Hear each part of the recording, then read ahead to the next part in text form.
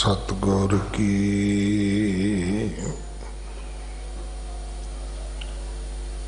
जिसनू मत आवे सो सतगुर माही समाना। एह बाणी जो जियों जाने तिस अंतर रवै हर नामा। बाणी गुरु गुरु है बाणी विच बाणी अमृत सारे।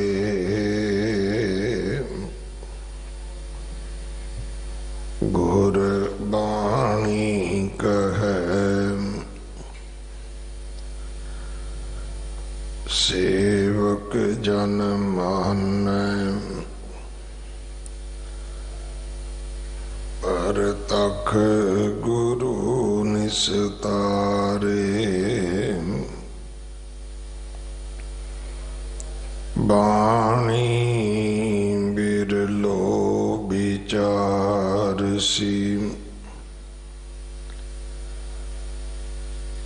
जे को गुरमुख होए।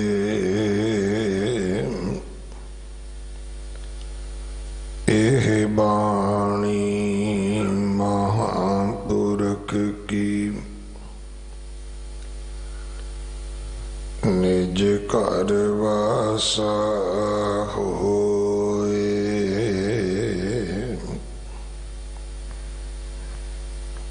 विपास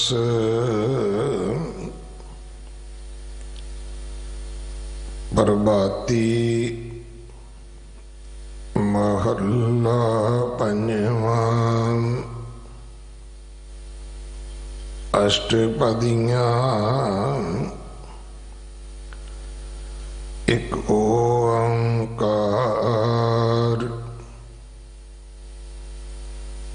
सतगुर प्रसाद।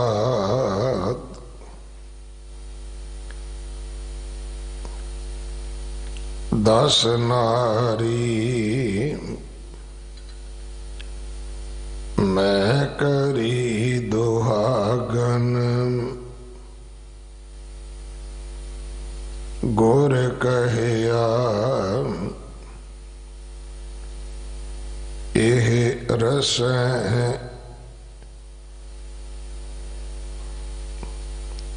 गुर कहया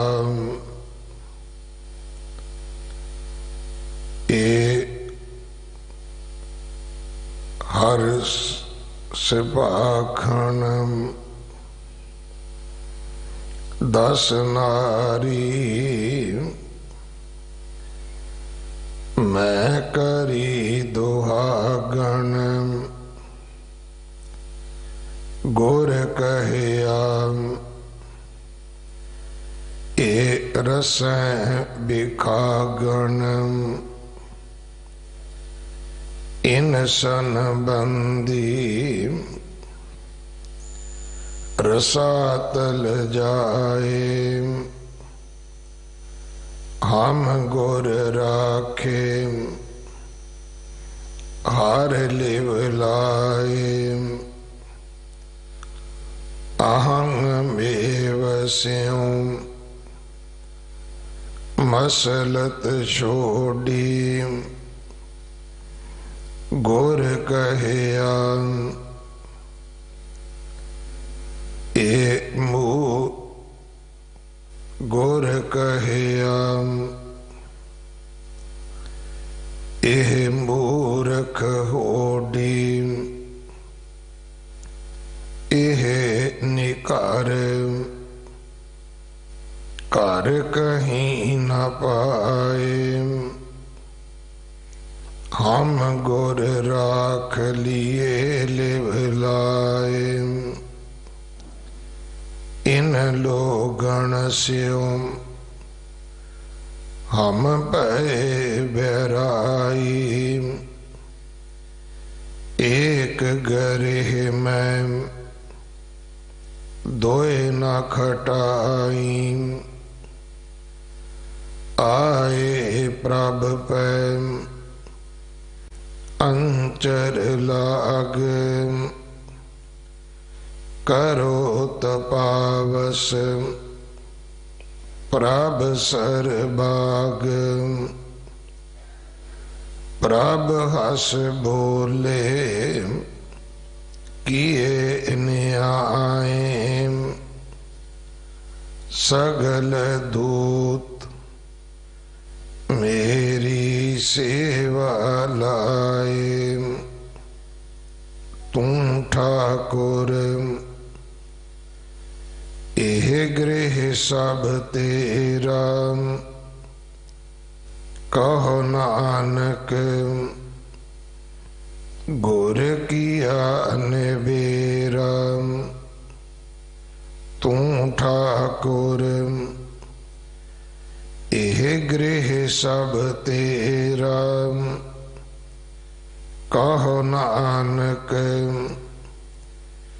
गुर किया निबेरा। वाहिगुरु जी का खालसा वाहिगुरु जी की फतेह। विपास प्रभाती महला पंजवा अष्टपदियां। ये पावन शब्द जो 1347 अंग ते दर्ज है। इस शब्द की विचार भाई गुरमीत सिंह जी लुधियाने वाले आप जी नूं सरवण करवाउणगे। अज आप जी की विदायगी भी है। संगत वालों प्रबंधक सेवादारा वालों भाई साहब जी का धन्यवाद। जगत गुरु गुरु नानक साहब महाराज जी का प्रकाश गुरपुरब 30 तरीक नूं है। इस साल एक पावन गुरपुरब इसे स्थान ते बंगला साहब अमृत वेले तो लैके देर रात तक बहुत श्रद्धा सत्कार दे नाल मनाया जाएगा। आप संगत नूं बेनती है कि आप जी ने सेवा करके हाजरियां भर के गुरु कियां बख्शिशां प्राप्त करनी।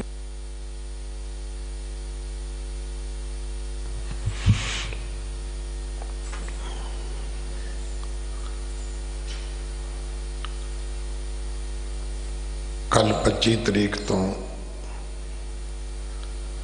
धार्मिक पुस्तक ਅਤੇ चित्र प्रदर्शनी गुरुद्वारा बंगला साहब आरंभ हुई है।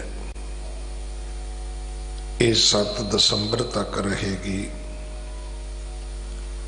और इसका समा होवेगा सवेरे 9 बजे तो लैके रात 9 बजे तक। सारिਆਂ ਨੂੰ बेनती है कि आप जी इसका जरूर लाभ उठाओ। गुरु 9वें पातशाह गुरु तेग बहादुर साहब महाराज जी का 400 साला प्रकाश गुरपुरब अगले साल 2021 दे विच आ रहा है। गुरुद्वारा सीसगंज साहब जी का सुंदरीकरण हो रहा है। जिन्हां ने सेवा लैनी होवे वो दिल्ली कमेटी नाल संपर्क कर सकते हैं। Guru Tegh Bahadur civil service academy Mata Sundari college विच खोली जा रही है। जो बच्चे अमृतधारी गुरसिख IAS IPS की कोचिंग लेना चाहते हैं उन्होंने दिल्ली कमेटी 85% खर्चा देगी। वो बच्चे जरूर संपर्क करन। जिन्हां परिवारां ने दसवंध भेटा कीता है, सतगुरु किरपा करनी। सेवकां दीआं किरत कमाईआं विच बरकतां पाउणीआं, दसवंध विच वाधे बख्शणे। अगले समय वास्ते गुरबाणी विचार सरवण करिए जी। वाहिगुरु जी का खालसा, वाहिगुरु जी की फतेह।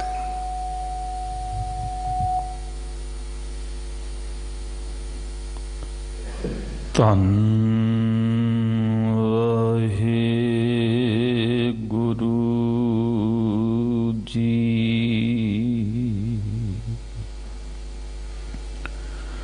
तू मेरो मेर पर्वत स्वामी, ओट गही मैं तेरी।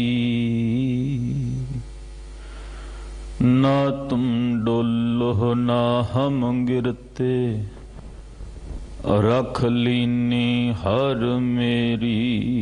डंडौत बंधन अनक बार, सर्व कला समरथ। डोलन ते रख प्रभु, नानक दे कर हथ। जेता जियो पिंड सब तेरा, तू अंतर जामी पुरख भगवान। दासन दास कहें जन नानक, जेहा तू कराए हैं तेहा हाँ करी वख्यान। बेशुमार अथाह अगनत अतुल, ज्यों बुलावो त्यों नानक दास बोले।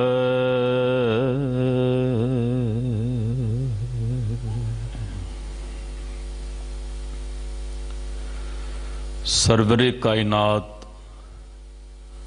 मुजस्समे अबिहयात वाली कुल आलम, शब्द गुर पीरा गहर गंभीरा। बिन शब्द जग बौरानंग। धन गुरु ग्रंथ साहिब सच्चे पातशाह जी दी पावन हजूरी अंदर जुड़ बैठी गुरु खालसा साध संगत। सतगुरु जी दी नदरे इनायत दे पात्र बने हाँ, बख्शिश हुई है। 8वें गुरुदेव सतगुरु गुरु हर कृष्ण साहब सच्चे पातशाह जी दे पावन अस्थान गुरुद्वारा बंगला साहब विखे गुरु ग्रंथ साहब जी दी हजूरी विच जुड़ बैठण दा सुभाग सानू सारियां नू प्राप्त होया।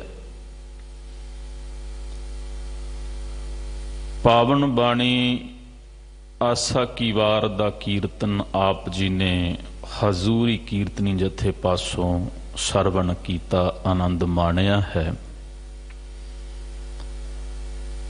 आओ जो इस पाक पवित्र अस्थान दे उत्ते सतगुरु गुरु ग्रंथ साहब सच्चे पातशाह महाराज जी दी अमृत बाणी दी लड़ीवार विचार चल रही है, उस दे नाल आपां ने जुड़ना है। बीत चुके कल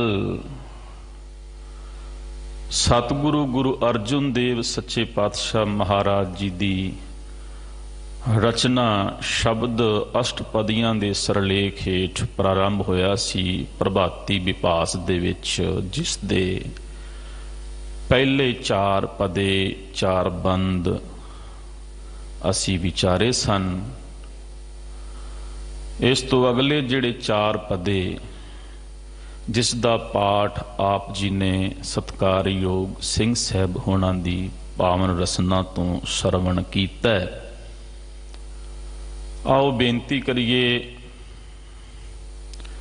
जिस तरह सिंह साहब जी ने तकरीबन ओ रोज़ ही ये शब्द आप जी नूं सुणाउंदे ने, बाणी बिरलो विचार सी जे को गुरमुख होए। ਇਹ ਜਿਹੜੀ ਬਾਣੀ ਹੈ ਨਾ, ਇਹ ਬਾਣੀ ਮਹਾਂਪੁਰਖ ਕੀ। ਮਹਾਂਪੁਰਖ ਇੱਥੇ ਪਰਮਾਤਮਾ ਨੂੰ ਕਿਹਾ, ਜਿਹਨੂੰ ਪਾਤਸ਼ਾਹ ਨੇ ਕਿਹਾ ਧੁਰ ਕੀ ਬਾਣੀ ਆਈ ਤਿਨ ਸਗਲੀ ਚਿੰਤ ਮਿਟਾਈ, ਜੈਸੀ ਮੈਂ ਆਵੇ ਖਸਮ ਕੀ ਬਾਣੀ ਤੈਸੜਾ ਕਰੀ ਗਿਆਨ ਵੇ ਲਾਲੋ। ਵਾਹ ਵਾਹ ਬਾਣੀ ਨਿਰੰਕਾਰ ਹੈ। ਇਤਿਹਾਸ ਵਿੱਚ ਇੱਕ ਘਟਨਾ ਆਉਂਦੀ ਹੈ ਕਿ ਗੁਰੂ ਹਰਗੋਬਿੰਦ ਸਾਹਿਬ ਸੱਚੇ ਪਾਤਸ਼ਾਹ ਜੀ ਨੇ ਜਪਜੀ ਸਾਹਿਬ ਦੇ ਅਰਥ ਕੀਤੇ ਤੇ ਸੰਗਤ ਨੇ ਕਿਹਾ ਮਹਾਰਾਜ ਵੀ ਬੜੀ ਕਿਰਪਾ ਹੋਈ। ਕਈ ਵਾਰੀ ਆਪਾਂ ਕਹਿੰਦੇ ਆ ਨਾ ਕਿ ਭਾਈ ਸਾਹਿਬ ਧੰਨ ਧੰਨ ਕਰਾਤੀ, ਸੰਗਤ ਕਹਿੰਦੀ ਮਹਾਰਾਜ ਵੀ ਧੰਨ ਧੰਨ ਹੋ ਗਈ। ਪਰ ਉਸ ਦਿਨ ਮੀਰੀ ਪੀਰੀ ਦੇ ਮਾਲਕ ਨੇ ਸਾਡੇ ਲਈ ਇਹ ਪੂਰਨਾ ਪਾਇਆ ਸੀ। ਵਿਦਵਾਨ ਜਿੰਨੀ ਮਰਜ਼ੀ ਪੜ੍ਹਾਈ ਕਰ ਲਵੇ, ਸਟੱਡੀ ਕਰ ਲਵੇ, ਪਰ ਮਾਰੇ ਕਹਿੰਦੇ ਯਾਹੀ ਅਰਥ ਗੁਰੂ ਨਾਨਕ ਜਾਨੋ। ਕਹਿੰਦੇ ਸਿੱਖੋ ਜਪਜੀ ਸਾਹਿਬ ਦੇ ਅਰਥ ਕੇਵਲ ਬਾਬਾ ਨਾਨਕ ਹੀ ਕਰ ਸਕਦਾ। ਅਸੀਂ ਕੇਵਲ ਕੋਸ਼ਿਸ਼ ਕਰ ਸਕਦੇ ਹਾਂ। ਸੋ ਕੋਸ਼ਿਸ਼ ਕਰਾਂਗੇ। ਆਓ ਸਾਰੇ ਪਾਤਸ਼ਾਹ ਦੇ ਚਰਨਾਂ ਵਿੱਚ ਝੁਕੀਏ, ਸਮਰਪਿਤ ਹੋਈਏ, ਮਿਲ ਕੇ ਆਖੀਏ ਜੀ ਵਾਹਿਗੁਰੂ ਜੀ ਕਾ ਖਾਲਸਾ ਵਾਹਿਗੁਰੂ ਜੀ ਕੀ ਫਤਿਹ। ਕੀਰਤਨ ਦੀ ਸਮਾਪਤੀ ਜਦੋਂ ਹੋਈ ਹੈ, ਸਤਿਕਾਰਯੋਗ ਭਾਈ ਸਾਹਿਬ ਹੋਣਾ ਨੇ ਇੱਕ ਸ਼ਬਦ ਪੜ੍ਹਿਆ, ਮੇਰੇ ਮਨ ਪ੍ਰੇਮ ਲੱਗੋ ਹਰ ਤੀਰ। ਗੁਰਮਤ ਵਿੱਚ, ਸਿੱਖੀ ਵਿੱਚ ਪਰਮਾਤਮਾ ਨਾਲ ਸੰਬੰਧ ਜੋੜਨ ਦਾ ਜਿਹੜਾ ਜ਼ਰੀਆ ਹੈ ਉਹ ਇੱਕੋ ਹੀ ਹੈ। ਮਹਾਰਾਜ ਨੇ ਕਿਹਾ ਉਹ ਹੈ ਸਾਚ ਕਹੋ ਸੁਨ ਲੇਹੋ ਸਭੈ, ਜਿਨ ਪ੍ਰੇਮ ਕੀਓ ਤਿਨ ਹੀ ਪ੍ਰਭ ਪਾਇਓ। ਨਹੀਂ ਤੇ ਮਹਾਰਾਜ ਕਹਿੰਦੇ ਅੰਦਰ ਖਾਲੀ ਪ੍ਰੇਮ ਬਿਨ ਟਹਿ ਢੇਰੀ ਤਨ ਛਾਰ। ਇੱਕੋ ਹੀ ਮਾਰਗ ਹੈ, ਇੱਕੋ ਹੀ ਰਸਤਾ ਹੈ ਕਿ ਸਾਡੀ ਪ੍ਰੀਤ ਉਸ ਪ੍ਰਭੂ ਦੇ ਚਰਨਾਂ ਨਾਲ ਬਣ ਜਾਵੇ। ਇੱਥੇ ਮੈਂ ਆਰੰਭ ਵਿੱਚ ਬੇਨਤੀ ਕਰਾਂਗਾ ਸ਼ਬਦ ਦੀ ਵਿਚਾਰ ਤੋਂ ਪਹਿਲੋਂ। ਸਨਾਤਨ ਮਤ, ਜਿਹਨੂੰ ਆਪਾਂ ਹਿੰਦੂ ਮਤ ਵੀ ਕਹਿੰਦੇ ਆ, ਸਨਾਤਨ ਮਤ ਜਿਹੜਾ ਵੇਦਾਂ ਦੀ ਫਿਲਾਸਫੀ ਨੂੰ ਆਧਾਰ ਬਣਾ ਕੇ ਜੀਵਨ ਜਿਉਂਦਾ ਹੈ। 4 ਵੇਦ ਨੇ, ਜਿਹਨੂੰ ਪਾਤਸ਼ਾਹ ਨੇ ਕਿਹਾ ਸਾਮ ਵੇਗ ਰਿਗ ਜੁਜਰ ਅਥਰਬਣ। ਸਨਾਤਨ ਮਤ ਵਾਲੇ ਵੀਰ ਕਹਿੰਦੇ ਨੇ ਵੀ ਜਿਹੜੀ ਭਾਸ਼ਾ, ਜਿਹੜੀ ਬੋਲੀ ਦੇ ਵਿੱਚ ਵੇਦ ਰਚੇ ਗਏ ਨੇ ਉਹਨੂੰ ਕਹਿੰਦੇ ਨੇ ਦੇਵ ਭਾਸ਼ਾ, ਸੰਸਕ੍ਰਿਤ। ਤੇ ਹਿੰਦੂ ਵੀਰ ਕਹਿੰਦਾ ਜੇ ਭਗਵਾਨ ਦੇ ਨਾਲ ਗੱਲ ਕਰਨੀ ਹੈ ਤੇ ਸਾਨੂੰ ਸੰਸਕ੍ਰਿਤ ਸਿੱਖਣੀ ਪੈਣੀ, ਕਿਉਂਕਿ ਉਹਦੀ ਭਾਸ਼ਾ ਸੰਸਕ੍ਰਿਤ ਹੈ, ਦੇਵ ਭਾਸ਼ਾ। ਹਜ਼ਰਤ ਮੁਹੰਮਦ ਸਾਹਿਬ ਨੂੰ, ਜਿਹੜੇ ਕਿ ਪੈਗੰਬਰ ਨੇ, ਮੈਸੇਂਜਰ ਆਫ ਦਾ ਗਾਡ, ਉਹਨਾਂ ਨੂੰ ਖੁਦਾ ਵੱਲੋਂ ਕੁਰਾਨ ਦੀਆਂ ਆਇਤਾਂ ਪ੍ਰਾਪਤ ਹੁੰਦੀਆਂ ਨੇ। ਮਹਾਨ ਕੋਸ਼ ਵਿੱਚ ਲਿਖਿਆ 6666 ਆਇਤਾਂ ਨੇ, 114 ਸੂਰਤਾਂ ਨੇ। ਉਹ ਬੋਲੀ ਹੈ ਅਰੈਬਿਕ ਲੈਂਗੁਏਜ, ਅਰਬੀ ਬੋਲੀ। ਤੇ ਮੁਸਲਮਾਨ ਵੀਰ, ਇਸਲਾਮ ਦਾ ਧਾਰਨੀ ਜਿਹੜਾ ਵੀਰ ਹੈ, ਉਹ ਇਹ ਗੱਲ ਮੰਨਦਾ ਜੇ ਖੁਦਾ ਨਾਲ ਗੱਲ ਕਰਨੀ ਹੈ ਤੇ ਫਿਰ ਅਰਬੀ ਸਿੱਖਣੀ ਪੈਣੀ, ਕਿਉਂਕਿ ਅਰਬੀ ਉਹਨੂੰ ਆਉਂਦੀ, ਅਰਬੀ ਉਹ ਬੋਲਦਾ, ਅਰਬੀ ਉਹ ਸਮਝਦਾ। ਇਸ ਤਰੀਕੇ ਦੇ ਨਾਲ ਗੌਤਮ ਸਿਧਾਰਥ ਮਹਾਤਮਾ ਬੁੱਧ ਨੇ ਜਿਹੜੀ ਭਾਸ਼ਾ ਦੇ ਵਿੱਚ ਆਪਣੇ ਭਿਕਸ਼ੂਆਂ ਨੂੰ ਨਿਰਵਾਣ ਦੀ ਗੱਲ ਸਮਝਾਈ, ਉਹਨੂੰ ਕਹਿੰਦੇ ਨੇ ਪਾਲੀ ਬੋਲੀ। ਜੈਨ ਧਰਮ ਦੇ ਤੀਰਥੰਕਰ ਮਹਾਵੀਰ ਜੈਨ ਨੇ ਜਿਹੜੀ ਬੋਲੀ, ਜਿਸ ਭਾਸ਼ਾ ਦੇ ਵਿੱਚ ਅਹਿੰਸਾ ਦੀ ਗੱਲ ਕੀਤੀ, ਉਹਨੂੰ ਕਹਿੰਦੇ ਨੇ ਪ੍ਰਾਕਿਰਤ ਭਾਸ਼ਾ। ਜੀਸਸ ਕ੍ਰਾਈਸਟ, ਜਿਹਨੂੰ ਯਸੂ ਮਸੀਹ ਵੀ ਕਿਹਾ ਜਾਂਦਾ, ਆਪਾਂ ਜ਼ਿਆਦਾਤਰ ਸੋਚਦੇ ਹਾਂ ਕਿ ਉਹਨਾਂ ਦੀ ਭਾਸ਼ਾ ਅੰਗਰੇਜ਼ੀ ਨਹੀਂ, ਉਹ ਹਿਬਰੂ ਬੋਲਦੇ ਸੀ। ਜਿਹੜੀ ਇਜ਼ਰਾਈਲ ਕੰਟਰੀ ਦੀ ਨੈਸ਼ਨਲ ਲੈਂਗੁਏਜ ਹੈ ਉਹ ਹਿਬਰੂ ਹੈ, ਉਹ ਹਿਬਰੂ ਬੋਲਦੇ ਸੀ, ਅੰਗਰੇਜ਼ੀ ਨਹੀਂ। ਹਰੇਕ ਧਰਮ ਦਾ ਅਨੁਯਾਈ ਇਹ ਗੱਲ ਕਹਿੰਦਾ ਕਿ ਜਿਸ ਬੋਲੀ, ਜਿਸ ਭਾਸ਼ਾ ਦੇ ਵਿੱਚ ਮੇਰੇ ਧਰਮ ਗ੍ਰੰਥ ਦੀ ਰਚਨਾ ਹੋਈ ਹੈ, ਪਰਮਾਤਮਾ ਉਹੀ ਬੋਲੀ ਬੋਲਦਾ ਹੈ। ਮੇਰੇ ਮਨ ਪ੍ਰੇਮ ਲੱਗੋ ਹਰ ਤੀਰ। ਪ੍ਰੇਮ ਕੀ ਹੈ? ਆਪਾਂ ਗੁਰੂ ਨਾਨਕ ਦੇਵ ਸੱਚੇ ਪਾਤਸ਼ਾਹ ਮਹਾਰਾਜ ਨੂੰ ਪੁੱਛੀਏ ਕਿ ਮਹਾਰਾਜ ਵੀ ਜੇ ਅਸੀਂ ਉਸ ਖੁਦਾ ਨਾਲ, ਗॉड ਨਾਲ, ਉਸ ਭਗਵਾਨ ਪਰਮਾਤਮਾ ਨਾਲ ਗੱਲ ਕਰਨੀ ਹੋਵੇ ਤੇ ਸਾਨੂੰ ਕੀ ਸਿੱਖਣਾ ਪੈਣਾ? ਮਹਾਰਾਜ ਕਹਿੰਦੇ ਇੱਕੋ ਹੀ ਭਾਸ਼ਾ ਹੈ, ਸਾਚਾ ਸਾਹਿਬ ਸਾਚ ਨਾਏ ਭਾਖਿਆ ਭਾਉ ਅਪਾਰ। ਪਰਮਾਤਮਾ ਦੀ ਕੋਈ ਬੋਲੀ ਨਹੀਂ, ਹਾਲਾਂਕਿ ਸਾਰੀਆਂ ਬੋਲੀਆਂ, ਸਾਰੀਆਂ ਭਾਸ਼ਾਵਾਂ ਦਾ ਜਨਮ ਉਸ ਖੁਦਾ, ਉਸ ਪਰਵਤਗਾਰ ਦੇ ਵਿੱਚੋਂ ਹੋ ਰਿਹਾ, ਪਰ ਉਹਦੀ ਕੋਈ ਵਿਸ਼ੇਸ਼ ਬੋਲੀ ਨਹੀਂ। ਮਰ ਕਹਿੰਦੇ ਜੇ ਪਰਮਾਤਮਾ ਨਾਲ ਸਿੱਖਾ ਗੱਲ ਕਰਨਾ ਚਾਹੁੰਦਾ ਤੈਨੂੰ ਇੱਕ ਭਾਸ਼ਾ ਆਉਣੀ ਚਾਹੀਦੀ ਹੈ, ਉਹ ਹੈ ਪ੍ਰੇਮ, ਕਿਉਂਕਿ ਪਰਮਾਤਮਾ ਦੀ ਇੱਕੋ ਹੀ ਭਾਸ਼ਾ ਹੈ। God's language is love. ਉਹ ਕੇਵਲ ਪਿਆਰ ਦੀ ਬੋਲੀ ਸਮਝਦਾ ਹੈ, ਪਿਆਰ ਨੂੰ ਹੀ ਉਹ ਪਸੰਦ ਕਰਦਾ ਹੈ, ਪਿਆਰ ਨਾਲ ਹੀ ਉਹਨੂੰ ਪਾਇਆ ਜਾ ਸਕਦਾ ਹੈ। ਸ਼ਬਦ ਦੀ ਵਿਚਾਰ ਨਾਲ ਜੁੜਾਂਗੇ। ਸ਼ਹੀਦਾਂ ਦੇ ਸਰਤਾਜ ਸਤਿਗੁਰੂ ਗੁਰੂ ਅਰਜਨ ਦੇਵ ਮਹਾਰਾਜ ਜੀ ਨੇ ਬਖਸ਼ਿਸ਼ ਕੀਤੀ। ਸ਼ਬਦ ਪ੍ਰਾਰੰਭ ਹੋਇਆ ਸੀ, ਪਹਿਲੇ 4 ਬੰਦ ਅਸੀਂ ਵਿਚਾਰੇ। ਮੈਂ ਲੜੀ ਜੋੜਨੀ ਚਾਹਾਂਗਾ ਕਿਉਂਕਿ ਬੀਤ ਚੁੱਕੇ ਕੱਲ ਸ਼੍ਰੋਮਣੀ ਭਗਤ ਬਾਬਾ ਨਾਮਦੇਵ ਜੀ ਦਾ ਆਗਮਨ ਪੁਰਬ ਸੀ। ਅਸੀਂ ਸੂਖਮ ਜੀ ਵਿਚਾਰ ਸਾਂਝੀ ਕੀਤੀ ਸੀ। ਇਸ ਸ਼ਬਦ ਦਾ ਜਿਹੜਾ ਕੇਂਦਰੀ ਭਾਵ ਹੈ, ਸੈਂਟਰਲ ਆਈਡੀਆ, ਉਹ ਹੈ ਏਕ ਹਮਾਰਾ ਅੰਤਰਜਾਮੀ ਧਰ ਏਕਾ ਮੈਂ ਟਿਕ ਏਕਸ ਕੀ ਸਿਰਸਾਹਾਂ ਵੱਡ ਪੁਰਖ ਸੁਆਮੀ। ਸਾਡਾ ਮਾਲਕ ਜਿਹੜਾ ਇੱਕੋ ਹੀ ਹੈ, ਏਕ ਹਮਾਰਾ, ਦੂਜਾ ਨਹੀਂ ਹੈ, ਇੱਕੋ ਹੀ ਹੈ। ਸਾਨੂੰ ਉਹਦੇ ਚਰਨਾਂ ਦਾ ਹੀ ਭਰੋਸਾ ਹੈ, ਸਾਡੀ ਆਸ ਵੀ ਉਹਦੇ ਦੇ ਉੱਤੇ ਹੀ ਹੈ। ਇਸ ਕਰਕੇ ਆਪਾਂ ਰੋਜ਼ ਭਰੋਸਾ ਦਾਨ, ਵਿਸਾਹ ਦਾਨ ਮੰਗਦੇ ਹਾਂ।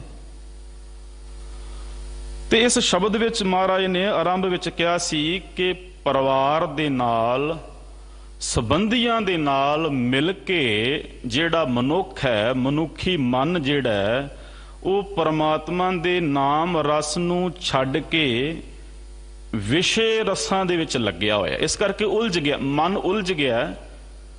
ਉਹਨੇ ਜਿਸ ਦਿਸ਼ਾ ਵੱਲ ਜਾਣਾ ਸੀ, ਜਿਹੜੀ ਉਹਨੇ ਪਹਿਚਾਣ ਕਰਨੀ ਸੀ, ਮਨ ਤੂੰ ਜੋਤ ਸਰੂਪ ਹੈ ਆਪਣਾ ਮੂਲ ਪਛਾਣ, ਮਨ ਉਸ ਦਿਸ਼ਾ ਵੱਲ ਨਹੀਂ ਗਿਆ। ਉਹ ਵਿਸ਼ੇ ਰਸਾਂ ਵਿੱਚ ਲੱਗਿਆ ਰਿਹਾ। ਤੇ ਮਹਾਰਾਜ ਨੇ ਕਿਹਾ ਵੀ ਗੁਰੂ ਨੇ ਸਾਨੂੰ ਗੱਲ ਸਮਝਾ ਦਿੱਤੀ, ਛਲ ਨਾਗਨ ਸਿਉ ਮੇਰੀ ਟੂਟਣ ਹੋਈ, ਗੁਰ ਕਹਿਆ ਇਹ ਝੂਠੀ ਤੋਹੀ, ਮੁਖ ਮੀਠੀ ਖਾਈ ਕੌਰਾਏ, ਅੰਮ੍ਰਿਤ ਨਾਮ ਰਹਾ ਅਗਾਏ। ਮਨ ਨੂੰ ਮੋਹ ਲੈਣ ਵਾਲੀ ਜਿਹੜੀ ਮਾਇਆ ਸੀ, ਉਹਦੇ ਨਾਲੋਂ ਸਾਡੀ ਪ੍ਰੀਤੀ ਟੁੱਟ ਗਈ ਹੈ। ਗੁਰੂ ਨੇ ਇਹ ਗੱਲ ਸਮਝਾ ਦਿੱਤੀ ਹੈ ਕਿ ਮਾਇਆ ਝੂਠੀ ਹੈ। ਜਦੋਂ ਅਸੀਂ ਵਿਸ਼ੇ ਸੁਖ ਭੋਗਦੇ ਹਾਂ ਉਦੋਂ ਮਿੱਠਾ ਲੱਗਦਾ, ਪਰ ਅੰਜਾਮ ਜਿਹੜਾ ਹੁੰਦਾ ਹੈ ਅੰਤ ਵੇਲੇ, ਕੱਲ ਵੀ ਅਰਜ਼ ਕੀਤੀ ਸੀ, ਜੇ 100 ਵਰਿਆ ਮਿੱਠਾ ਖਾਜੈ ਭੀ ਫਿਰ ਕੌੜਾ ਖਾਏ, ਮਿੱਠਾ ਖਾਦਾ ਚਿੱਤ ਨਾ ਆਵੈ ਕੜਤਨ ਧਾਏ ਜਾਏ। ਸਾਲਾਂ ਬੱਦੀ ਬੰਦਾ ਮਿੱਠਾ ਖਾਂਦਾ ਰਵੇ, ਅਖੀਰ ਵਾਲੇ ਦਿਨ ਇੱਕ ਕੌੜੀ ਚੀਜ਼ ਖਾ ਲਵੇ, ਪਹਿਲੇ ਮਿੱਠੇ ਪਦਾਰਥਾਂ ਦਾ ਰਸ ਜ਼ੁਬਾਨ ਤੇ ਨਹੀਂ ਰਹਿੰਦਾ। ਜਿਹੜਾ ਸ਼ਬਦ ਹੁਣ 5ਵਾਂ ਬੰਦ ਸ਼ੁਰੂ ਹੋ ਰਿਹਾ, ਇਹਦੇ ਵਿੱਚ ਪਹਿਲਾਂ ਮਨ ਦੀ ਗੱਲ ਕੀਤੀ, ਹੁਣ ਇੰਦਰੀਆਂ ਦੀ ਗੱਲ ਕੀਤੀ ਹੈ। ਇਹ ਇੰਦਰੇ ਕੀ ਨੇ ਜੀ? ਮਹਾਰਾਜ ਨੇ ਕਿਹਾ 10 ਨਾਰੀ ਮੈਂ ਕਰੀ ਦੁਹਾਗਣ, ਗੁਰ ਕਹਿਆ ਇਹ ਰਸੈ ਬਿਖਾਗਨ। ਸੈਂਸ ਆਰਗਨਸ, 5 ਗਿਆਨ ਇੰਦਰੇ, 5 ਕਰਮ ਇੰਦਰੇ।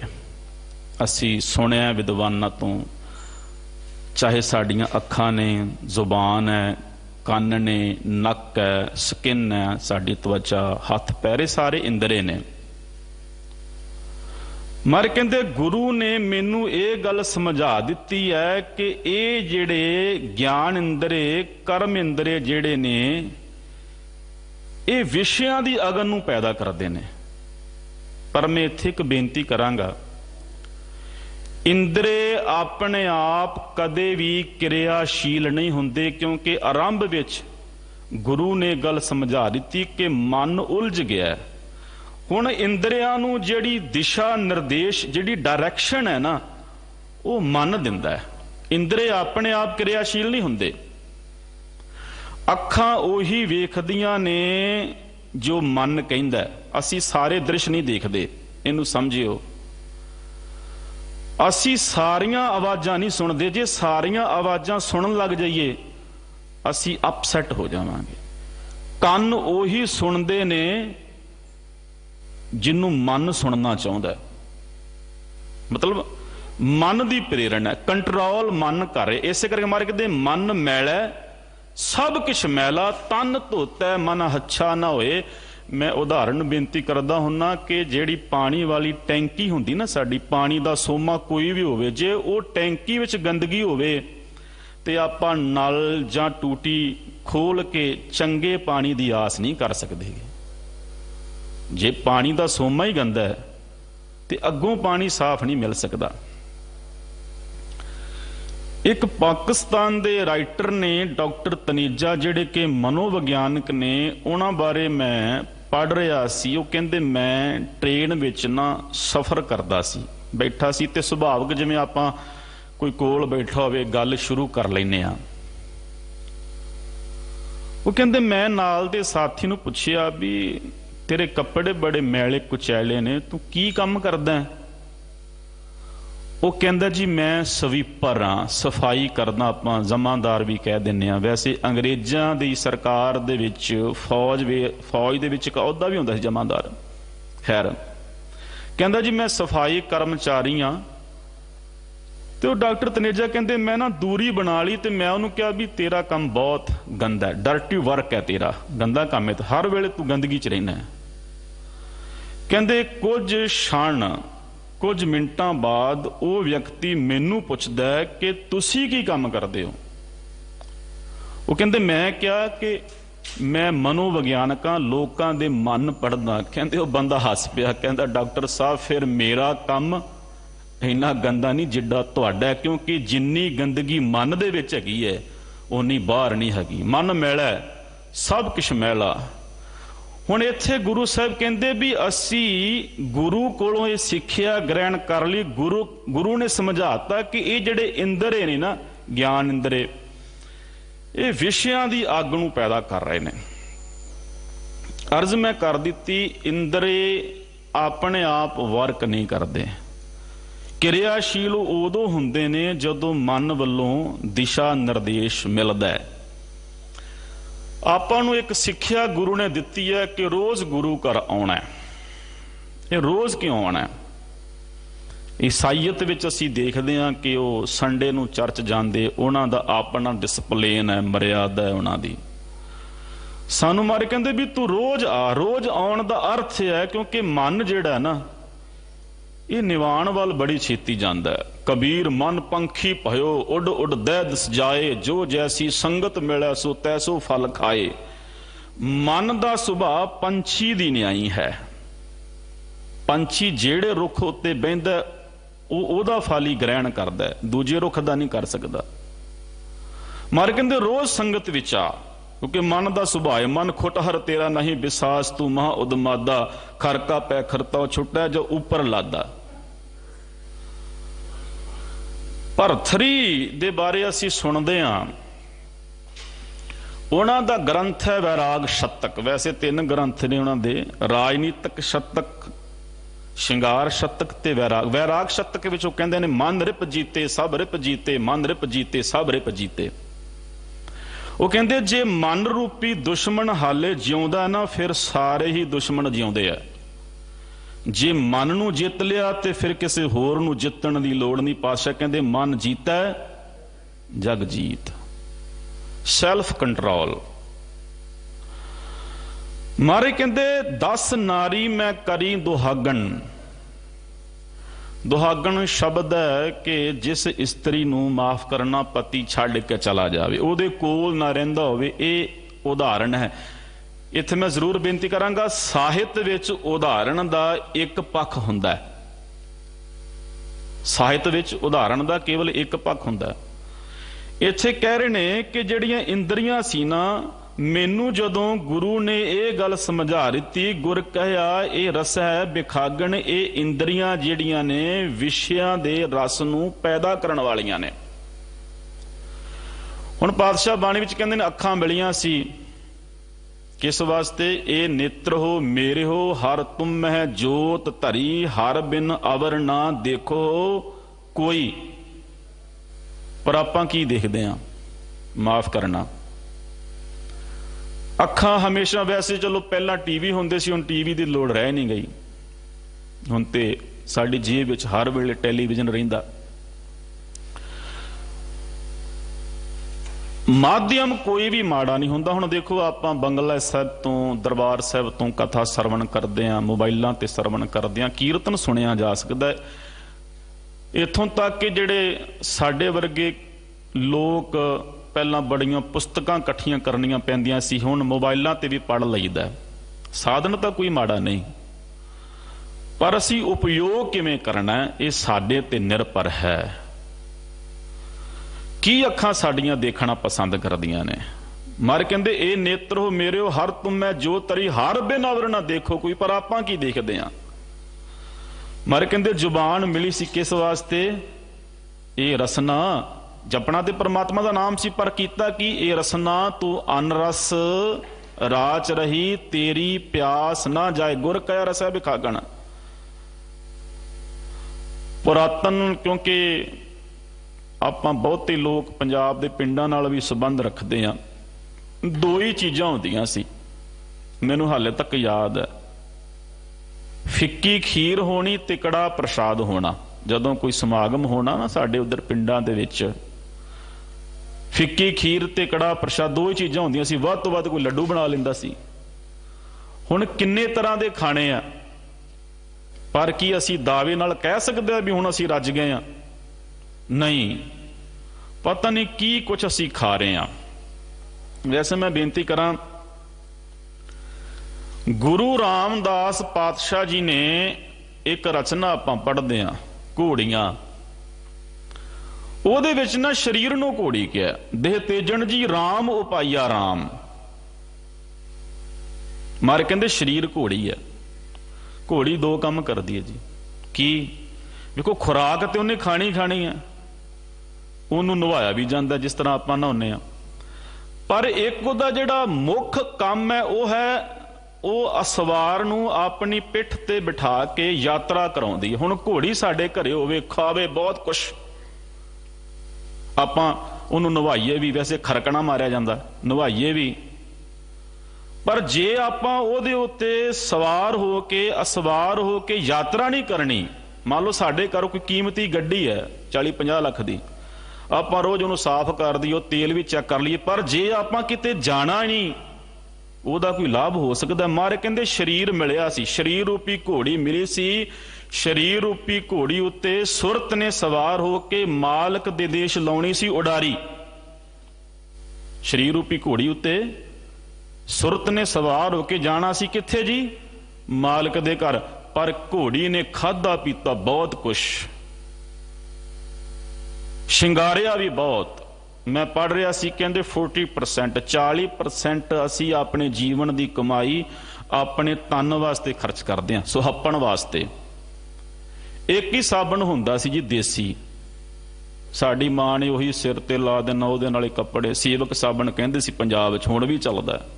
हुण शैंपू वखरा है, कंडीशनर वखरा है, बॉडी वॉश वखरा है, फेस वॉश वखरा है, पर लाभ की है जी? शरीर ने खादा पीता बहुत कुछ, सुहापण बहुत, पर मर कहते शरीर रूपी घोड़ी उत्ते सुरत ने सवार होके जाना सी मालक दे देश, पर गई नहीं, कोई फायदा नहीं होया।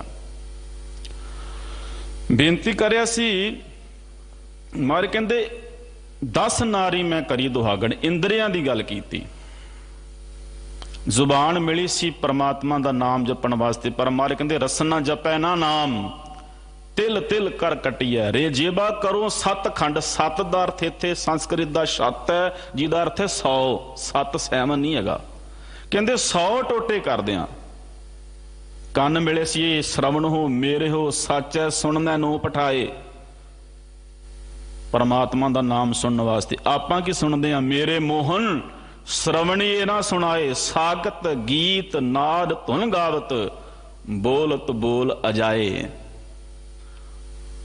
ਆਪਾਂ ਕਹਿੰਦੇ ਹੁਣ ਸਾਰਾ ਦਿਨ ਕੀਰਤਨ ਹੀ ਸੁਣੀ ਜਾਈਏ ਜੀ, ਗਾਣੇ ਵੀ ਤਾਂ ਸੁਣਨੇ ਨੇ ਨਾ। ਕਮਾਲ ਦੀ ਗੱਲ ਹੈ, ਜਿਹੜਾ ਕੀਰਤਨ ਕਰਦਾ ਉਹਦੀ ਇਨਕਮ ਜਿੰਨੇ ਉਹ ਸਾਲ ਵਿੱਚ ਪੈਸੇ ਕਮਾਉਂਦਾ, ਗਾਣੇ ਗਾਉਣ ਵਾਲਾ ਇੱਕ ਦਿਨ 'ਚ ਹੀ ਲੈ ਜਾਂਦਾ। ਇਹਦਾ ਮਤਲਬ ਕੌਣ ਦਿੰਦਾ ਉਹਨਾਂ ਨੂੰ ਪੈਸੇ? ਆਪਾਂ ਹੀ ਸੱਦਦੇ ਹਾਂ ਜੀ। ਮੇਰੇ ਮੋਹਨ ਸ਼ਰਵਣੀ ਇਹ ਨਾ ਸੁਣਾਏ। ਇੱਥੇ ਮਾਰੇ ਕਹਿ ਰਹੇ ਨੇ 10 ਨਾਰੀ ਮੈਂ ਕਰੀ ਦੁਹਾਗਣ। ਗੁਰੂ ਨੇ ਗੱਲ ਸਮਝਾ ਦਿੱਤੀ ਕਿ ਇਹ ਇੰਦਰੇ ਜਿਹੜੇ ਨੇ ਨਾ, ਇਸ ਗੱਲ ਨੂੰ ਜ਼ਰੂਰ ਚੇਤੇ ਰੱਖਿਓ। ਮੇਰੀ ਬੇਨਤੀ ਹੈ ਕਿ ਇੰਦਰਿਆਂ ਦੇ ਪਿੱਛੇ ਮਨ ਖੜੋਤਾ ਹੋਇਆ। ਦੋ ਸ਼ਬਦ ਨੇ, ਮਨਮਤ ਤੇ ਗੁਰਮਤ। ਆਪਾਂ ਗੁਰਮਤ ਦੇ ਧਾਰਨੀ ਹੋਣਾ। ਮਨ ਕੀ ਮਤ ਤਿਆਗੋ ਹਰ ਜਨ। ਮਨ ਦੀ ਮਤ ਨੂੰ ਛੱਡਣਾ। ਮੰਮਾ ਮਨ ਸਿਉ ਕਾਜ ਹੈ, ਮਨ ਸਾਧੇ ਸਿੱਧ ਹੋਏ। ਮਨ ਹੀ ਮਨ ਸਿਉ ਕਹਿ ਕਬੀਰਾ, ਮਨ ਸਾ ਮਿਲਿਆ ਨਾ ਕੋਏ। ਸੁਣ ਮਨ ਮਿੱਤਰ ਪਿਆਰਿਆ, ਮਿਲ ਵੇਲਾ ਹੈ ਇਹ। ਇਨ ਸੰਬੰਧੀ ਰਸਤ ਲਜਾਏ। ਜਿਹੜਾ ਵਿਸ਼ੇ ਸੁੱਖ ਵਿੱਚ ਪੈ ਜਾਂਦਾ ਨਾ ਜੀ, ਵਿਸ਼ੇ ਸੁੱਖ ਕੀ ਹੈ? ਹਮ ਅੰਧਲੇ ਅੰਧ ਬਿਖੈ ਬਿਖਰਾਤੇ। ਖਾਣ ਦਾ ਹੁਣ ਕਈ ਵਾਰੀ ਆਪਾਂ ਪਤਾ ਕੀ ਕਹਿੰਦੇ ਆ ਜੀ, ਵੀ ਹੁਣ ਮਨ ਨਾ ਬੋਰ ਹੋ ਗਿਆ, ਹੁਣ ਕਿਤੇ ਦੂਰ ਘੁੰਮਣ ਚੱਲੀਏ। ਮਾਰੇ ਕਹਿੰਦੇ ਸੁਖ ਨਾਹੀ ਬਹੁਤੇ ਤਨ ਖਾਟੇ, ਸੁਖ ਨਾਹੀ ਪੇਖੇ ਨਿਰਤ ਨਾਟੇ, ਸੁਖ ਨਾਹੀ ਬਹੁ ਦੇਸ ਕਮਾਏ। ਕੋਈ ਬਹੁਤਾ ਧਨ ਜੋੜਨ ਦੇ ਵਿੱਚ, ਕੋਈ ਬਹੁਤਾ ਦੇਸਾਂ ਪ੍ਰਦੇਸਾਂ ਦੀਆਂ ਸੈਰਾਂ ਕਰਨ ਦੇ ਨਾਲ ਕਿ ਸੁਖ ਆਪਾਂ ਨੂੰ ਕਿਸੇ ਨੂੰ ਸੁਖ ਦਾ ਅਨੁਭਵ ਹੈਗਾ? ਮਾਫ ਕਰਨਾ। ਸਰਬ ਸੁਖਾ ਹਰ ਹਰ ਗੁਣ ਗਾਏ। ਜਿਹੜਾ ਸੁਖ ਪ੍ਰਮਾਤਮਾ ਦੀ ਬੰਦਗੀ ਦੇ ਵਿੱਚ ਹੈਗਾ ਨਾ, ਵੇਖੋ ਵਿਸ਼ੇ ਰਸਾਂ ਦੀ ਗੱਲ ਚੱਲ ਰਹੀ ਹੈ। ਬਾਬਾ ਫਰੀਦ ਸਾਹਿਬ ਦੀ ਰਚਨਾ ਆਪਾਂ ਪੜ੍ਹਦੇ ਹਾਂ, ਸ਼ੱਕਰ ਤੋਂ ਸ਼ੁਰੂਆਤ ਹੋਈ ਸੀ ਨਾ, ਪਰ ਅਖੀਰ ਵਿੱਚ ਨਿਰਣਾ ਕੀ ਆਇਆ? ਫਰੀਦਾ ਸ਼ੱਕਰ ਖੰਡ ਨਿਵਾਤ ਗੁੜ, ਮਾਖਿਓ ਮਾਂਝਾ ਦੁੱਧ, ਸਭੇ ਵਸਤੂ ਮਿੱਠੀਆਂ ਰੱਬ ਨਾ ਪੁੱਜਣ ਤੁਧ। ਇੱਕ ਰਚਨਾ ਮੈਂ ਬਾਣੀ ਵਿੱਚੋਂ ਪੜ੍ਹ ਰਿਹਾ ਸੀ, ਬੜੀ ਇੰਟਰਸਟਿੰਗ, ਕਮਾਲ ਕਰਤੀ ਗੁਰੂ ਸਾਹਿਬ ਨੇ। ਉਦਾਹਰਣ ਬੜੀ ਵਧੀਆ ਲਈ। ਪਿੰਡਾਂ ਦੇ ਵਿੱਚ ਨਾ ਗੁੜ ਕੱਢਿਆ ਜਾਂਦਾ ਹੈ, ਆਪਾਂ ਨੂੰ ਪਤਾ ਹੈ। ਜਦੋਂ ਗੁੜ ਕੱਢਣ ਵਾਲਾ ਵੀਰ, ਜ਼ਿਮੀਦਾਰ ਕਹਿ ਲਈਏ, ਕਿਸਾਨ ਕਹਿ ਲਈਏ, ਉਹ ਜਦੋਂ ਗੁੜ ਕੱਢ ਰਿਹਾ ਹੁੰਦਾ ਨਾ, ਗੁੜ ਗਰਮ ਹੁੰਦਾ ਤੇ ਮੱਖੀ ਜਿਹੜੀ ਹੈ ਉਹ ਆਉਂਦੀ ਹੈ। ਪਹਿਲਾਂ ਤਾਂ ਉਹ ਉੱਪਰ ਚੱਕਰ ਲਾਉਂਦੀ ਏ, ਫਿਰ ਉਹ ਟੱਚ ਵੀ ਕਰਦੀ ਏ, ਫਿਰ ਜਦੋਂ ਜ਼ਿਆਦਾ ਲਾਲਚ ਮਨ ਚ ਆ ਜਾਂਦਾ ਨਾ, ਫਿਰ ਉੱਪਰ ਬਹਿ ਜਾਂਦੀ। ਗੁੜ ਹੁੰਦਾ ਗਰਮ, ਉਹਦੇ ਜਿਹੜੇ ਪੰਖ ਨੇ, ਖੰਭ ਨੇ, ਉਹ ਗੁੜ ਦੇ ਵਿੱਚ ਫਸ ਜਾਂਦੇ ਆ। ਮਾਰੇ ਕਹਿੰਦੇ ਜੇ ਤਾਂ ਮੱਖੀ ਹੁੰਦੀ ਸਿਆਣੀ, ਖੁਸ਼ਬੂ ਲੈਂਦੀ, ਥੋੜਾ ਖਾ ਲੈਂਦੀ। ਗਿੱਲੀ ਗਿੱਲੀ ਰੋਡੜੀ ਭੌਂਦੀ ਭਵ ਭਵੇ ਆਏ। ਰੋਡੜੀ ਢੇਲੀ ਵੀ ਆਪਾਂ ਕਹਿੰਦੇ ਆ, ਗੁੜ ਦੀ ਢੇਲੀ ਆਪਾਂ ਸ਼ਬਦ ਕਹਿ ਲਈਏ, ਟੁਕੜਾ ਕਹਿ ਲਈਏ। ਗਿੱਲੀ ਗਿੱਲੀ ਰੋਡੜੀ ਭੌਂਦੀ ਭਵ ਭਵੇ ਆਏ, ਜੋ ਬੈਠੇ ਸੇ ਫਾਥਿਆ ਉਬਰੇ ਭਾਗ ਮਥਾਏ। ਜੇ ਤਾਂ ਮੱਖੀ ਸਿਆਣੀ, ਉਹਦੀ ਖੁਸ਼ਬੂ ਲੈ ਕੇ ਉੱਡ ਜਾਂਦੀ। ਗੁਰੂ ਨੇ ਸਾਨੂੰ ਇਹ ਗੱਲ ਨਹੀਂ ਕਹੀ। ਮੈਂ ਬੇਨਤੀ ਕਰਾਂ, ਮਾਰੇ ਕਹਿੰਦੇ ਤੇਰੇ ਕੋਲ ਧਨ ਵੀ ਹੋਵੇ, ਤੇਰਾ ਪਰਿਵਾਰ ਵੀ ਹੋਵੇ, ਤੇਰੇ ਕੋਲ ਰਾਜ ਭਾਗ ਵੀ ਹੋਵੇ। ਗੁਰੂ ਨੇ ਤੇ ਆਪ ਬਾਣੀ ਵਿੱਚ ਕਿਹਾ, ਰਾਗ ਸੋਰਠ ਭੂਖੇ ਭਗਤ ਨਾ ਕੀਜੈ, यह माला अपने लीजै, हम मांगो संतन रेना, मैं नाही किसी का देना। माधो कैसी बने तुम संगे, आप ना देवो तलेवो मंगे। दोए सिर मांगो चूना, पाओ की हो संग लूना। अध सिर मांगो दाले मोको, दोनों वक्त जिवाले। खाट मांगो चौपाई, सिरहाना अवर तुलाई। ऊपर को मांगो खींदा, तेरी भगत करे जन थींदा। मैं नाही कीता लभो। ਬਾਬਾ ਕਬੀਰ ਸਾਹਿਬ ਕਹਿੰਦੇ ਮਹਾਰਾਜ ਚਾਹੀਦਾ ਸਾਰਾ ਕੁਛ, ਪਰ ਲਾਲਚ ਕਰਕੇ ਨਹੀਂ ਮੰਗ ਰਿਹਾ। ਮੇਰੀ ਲੋੜ ਏ, ਰੋਟੀ ਮੇਰੀ ਲੋੜ ਏ, ਬੱਚਿਆਂ ਦੀ ਪੜ੍ਹਾਈ ਮੇਰੀ ਲੋੜ ਏ। ਮੈਨੂੰ ਘਟਨਾ ਯਾਦ ਆ ਗਈ ਇੱਕ। ਪੰਡਤ ਦੁਰਗਾ ਦੱਤ ਗੁਰੂ ਅਮਰਦਾਸ ਜੀ ਨੂੰ ਮਿਲਦਾ, ਬਹੁਤਾ ਵਿਸਥਾਰ ਵਿੱਚ ਨਾ ਜਾਵਾਂ। ਮਹਾਰਾਜ ਨਾ ਉਹਨੂੰ ਕਹਿੰਦੇ ਆ ਵੀ ਸਾਡੇ ਘਰ ਦੇ ਵਿੱਚ ਦੋ ਵਸਤੂਆਂ ਨੇ, ਇੱਕ ਹੈ ਰੱਬ ਦਾ ਨਾਮ ਧਨ, ਦੂਜਾ ਹੈ ਸੰਸਾਰ ਦਾ ਧਨ। ਤੈਨੂੰ ਕਿਹੜਾ ਚਾਹੀਦਾ? ਬੰਦਾ ਸੋਚੀ ਪੈ ਗਿਆ ਜੀ। ਕਹਿੰਦਾ ਇੱਥੇ ਮੈਂ ਗਰੀਬ ਹਾਂ, ਰੋਟੀ ਘਰ ਪੱਕਦੀ ਨਹੀਂ, ਨਾਮ ਨੂੰ ਮੈਂ ਕੀ ਕਰਨਾ? ਜਦੋਂ ਆਪਾਂ ਸਵੇਰੇ ਉੱਠਦੇ ਨਾ, ਆਪਾਂ ਜਿੰਨਾ ਮਰਜ਼ੀ ਦਾਵਾ ਕਰੀ ਜਾਈਏ, ਫਿਕਰ ਆਪਾਂ ਨੂੰ ਆਪਣੇ ਕੰਮ ਦਾ ਹੁੰਦਾ, ਗੁਰਦੁਆਰੇ ਦਾ ਬਾਅਦ ਵਿੱਚ ਹੁੰਦਾ। ਸੱਚੀ ਗੱਲ ਹੈ, ਕਿਉਂਕਿ ਅਸੀਂ ਕਿਰਤ ਨਾਲ ਜੁੜੇ ਹੋਏ ਨਾ। ਸਾਨੂੰ ਪਤਾ ਹੈ ਘਰ ਵਿੱਚ ਰਾਸ਼ਨ ਚਾਹੀਦਾ ਹੈ, ਅਨਾਜ ਚਾਹੀਦਾ ਹੈ, ਬੱਚਿਆਂ ਦੀ ਪੜ੍ਹਾਈ ਹੈ, ਮੈਡੀਸਨ ਹੈ, ਸਭ ਕੁਛ ਹੈ। ਉਹ ਕਹਿੰਦਾ ਵੀ ਇੱਥੇ ਮੈਂ ਗਰੀਬ ਹਾਂ, ਰੋਟੀ ਘਰ ਪੱਕਦੀ ਨਹੀਂ, ਫਿਰ ਸੋਚਦਾ ਵੀ ਚਲੋ ਜ਼ਿੰਦਗੀ ਤੇ ਗੁਜ਼ਰੀ ਜਾਂਦੀ ਹੈ, ਵੀ ਰੱਬ ਦਾ ਨਾਮ ਧਨ ਮੰਗ ਲਈਏ। ਤੇ ਉਹ ਫਿਰ ਹੱਸ ਕੇ ਕਹਿੰਦਾ ਨਾਮ ਦੇਹ ਧਨ ਦੇ ਨਾ ਜਨ ਕੋ, ਧਨ ਵੀ ਹੁਣ ਜਨ ਜਗ ਨਾ ਸੁਹਾਏ, ਜੇ ਧਨ ਦੇਹ ਨਾਮ ਨਾ ਦੇਵੈ, ਨਾਮ ਬਿਨਾ ਜਨ ਜਮਪੁਰ ਜਾਏ, ਤੁਮ ਪੈ ਕਹੀ ਨਹੀਂ ਬਣਿਆਵੈ, ਜਿਉ ਭਾਵੈ ਤਿਉ ਬਣਤ ਬਣਾਏ, ਗੁਰੂ ਅਮਰਦਾਸ ਤੇਜੋ ਕੇ ਨੰਦਨ, ਦੋਨੋਂ ਨਿਰਮਲ ਪੰਖ ਸੁਹਾਏ। ਕਹਿੰਦਾ ਮਹਾਰਾਜ ਨਾਮ ਧਨ ਵੀ ਚਾਹੀਦਾ ਤੇ ਸੰਸਾਰ ਦਾ ਧਨ ਵੀ ਚਾਹੀਦਾ, ਇਹਦੇ ਬਿਨਾਂ ਗੱਡੀ ਨਹੀਂ ਚੱਲਦੀ। ਵੇਖੋ ਕਈ ਵਾਰੀ ਅਸੀਂ ਆ ਕੇ ਗੁਰੂ ਘਰ ਦੇ ਵਿੱਚ ਕੁਛ ਦਿੰਨੇ ਆ ਤੇ ਸੋਚ ਲੈਂਦੇ ਆ ਗੁਰੂ ਨੂੰ ਦਿੱਤਾ। ਮੈਂ ਹਰ ਥਾਂ ਤੇ ਬੇਨਤੀ ਕਰ ਦਿੰਦਾ, ਇਹਦਾ ਗੁਰੂ ਨਾਲ ਕੋਈ ਵਾਹ ਵਾਸਤਾ ਨਹੀਂ। ਇੱਥੇ ਆਪਾਂ ਬੈਠੇ ਆ, ਇੱਥੇ ਲਾਈਟ ਦਾ ਬਿੱਲ ਵੀ ਆਉਂਦਾ ਹੈ, ਸਾਊਂਡ ਸਿਸਟਮ ਹੈ, ਸੇਵਾਦਾਰਾਂ ਦੀਆਂ ਤਨਖਾਹਾਂ ਨੇ, ਸਾਰੇ ਕੰਮ ਕਿਹਦੇ ਨਾਲ ਹੁੰਦੇ ਜੀ? ਪੈਸੇ ਨਾਲ ਹੀ ਹੁੰਦੇ ਆ। ਕੜਾ ਪ੍ਰਸ਼ਾਦ ਕਿਹਦੇ ਨਾਲ ਤਿਆਰ ਹੁੰਦਾ ਜੀ? ਲੰਗਰ ਕਿਹਦੇ ਨਾਲ ਤਿਆਰ ਹੁੰਦਾ? ਜਿਹੜੇ ਸਮਾਜ ਭਲਾਈ ਦੇ ਕੰਮ ਸਿੱਖ ਸੰਸਥਾਵਾਂ ਜਾਂ ਧਾਰਮਿਕ ਸੰਸਥਾਵਾਂ ਕਰਦੀਆਂ ਨੇ।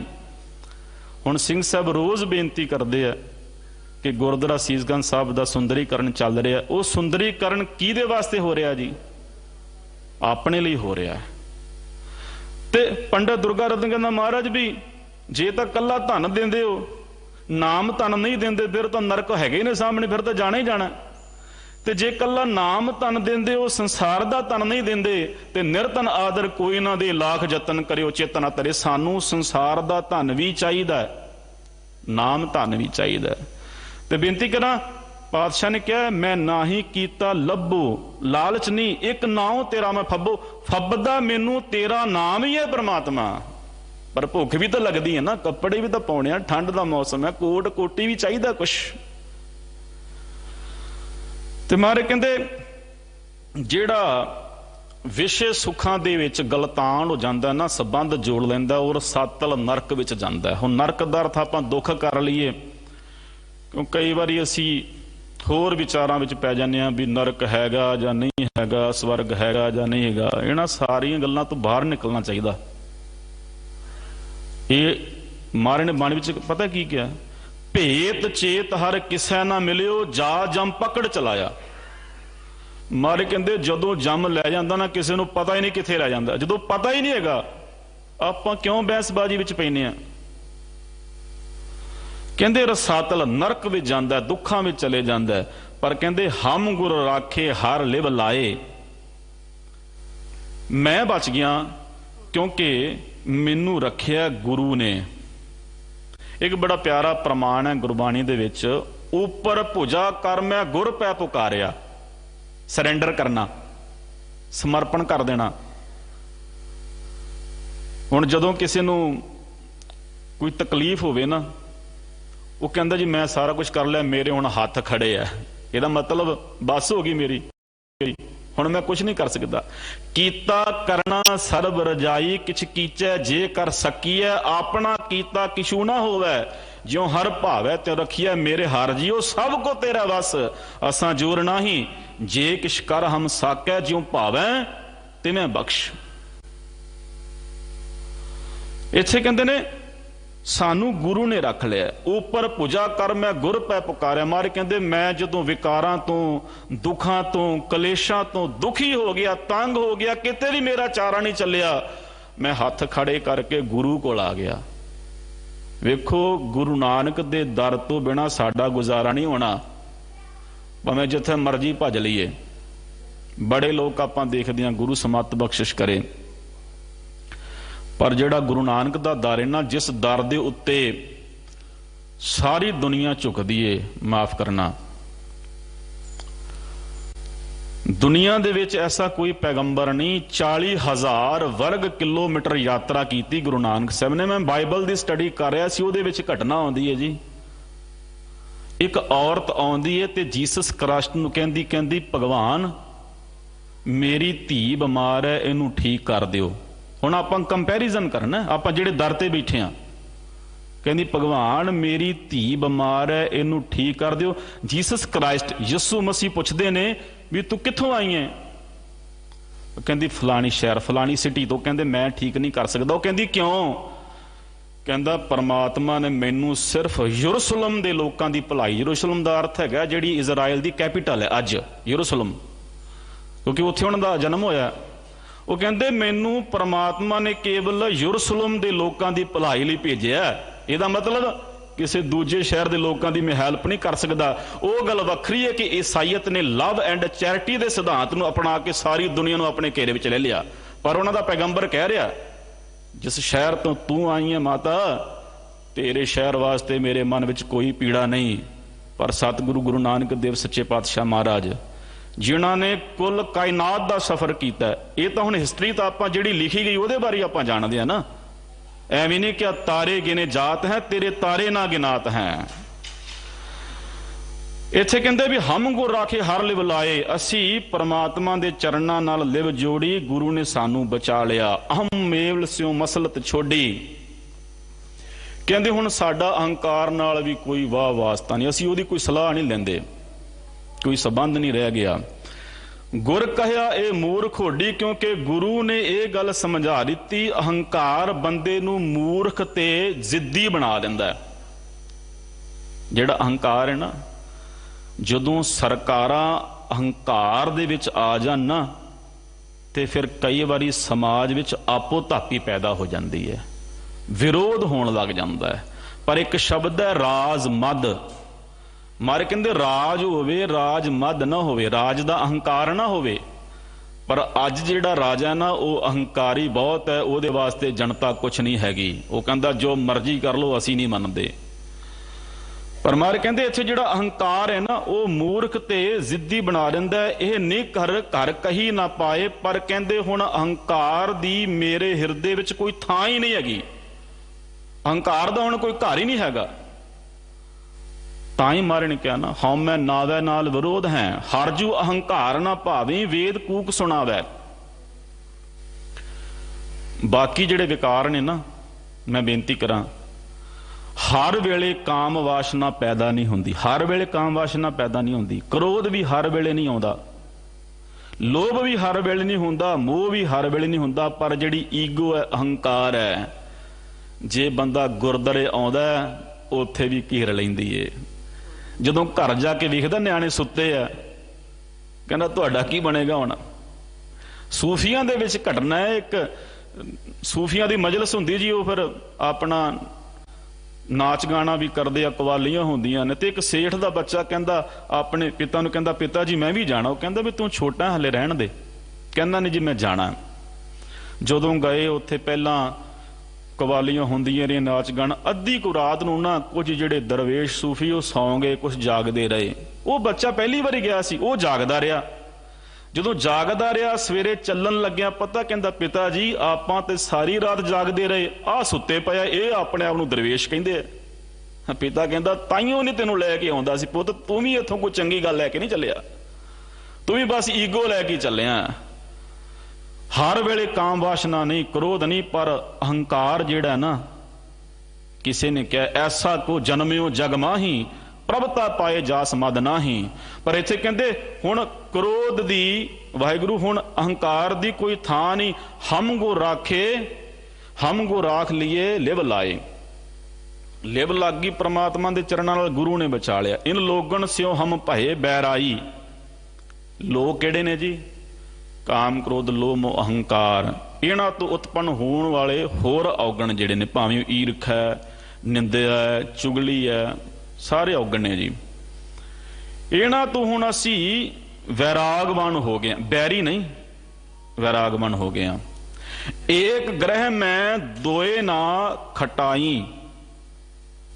ਆਪਾਂ ਇੱਕ ਸਾਡੇ ਕਲਚਰ ਦੇ ਵਿੱਚ ਆਉਂਦੀ ਨਾ ਗੱਲ ਵੀ ਇੱਕ ਮਿਆਨ ਚ ਦੋ ਤਲਵਾਰਾਂ ਨਹੀਂ ਪੈਂਦੀਆਂ, ਇਹਦਾ ਜ਼ਿਕਰ ਕੀਤਾ ਇੱਥੇ ਮਾਰੇ ਕਹਿ ਰਿਹਾ।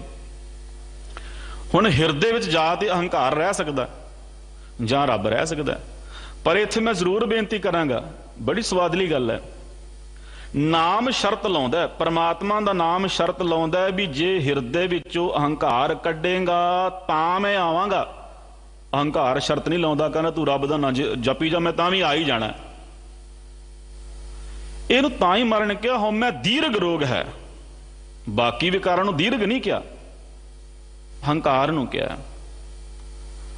ਬੇਨਤੀ ਕੀਤੀ, ਨਾਮ ਸ਼ਰਤ ਲਾਉਂਦਾ ਹੈ ਕਿ ਜੇ ਅਹੰਕਾਰ ਜਾਏਗਾ ਮੈਂ ਤਾਂ ਆਵਾਂਗਾ। ਅਹੰਕਾਰ ਕਹਿੰਦਾ ਨਾਮ ਜਪੀ ਜਾ, ਮੈਂ ਤਾਂ ਵੀ ਆ ਹੀ ਜਾਣਾ। ਮੈਂ ਦੂਜਿਆਂ ਨੂੰ ਵੇਖ ਕੇ ਕਵਾਂਗਾ ਕਿ ਮੈਂ ਤੇ ਉੱਠਦਾ ਸਵੇਰੇ 3 ਵਜੇ, ਇਹ 7 ਵਜੇ ਤੱਕ ਸੁੱਤੇ ਹੀ ਰਹਿੰਦੇ ਆ। ਬਚਣਾ ਚਾਹੀਦਾ।